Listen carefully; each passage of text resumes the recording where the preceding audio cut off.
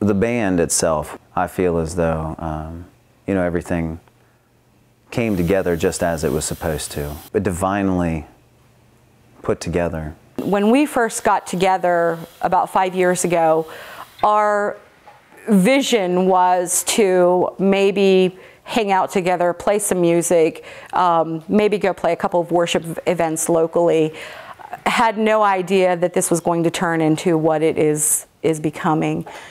Through the journey, as we've started to share our own stories with each other, and those stories have become lyrics, and those lyrics have had music put to them. The songs that are coming out are real life. It's real things that we've been through. And there are songs that I connect to, even though I didn't write them, but because of the journey that we've shared together as a band. And I've also been honored to have another role of providing spiritual direction.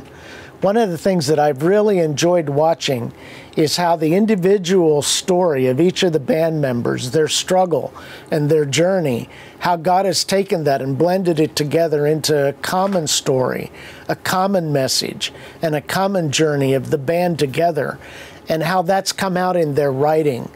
Their writing has grown to include this common message that they've grown into as a band.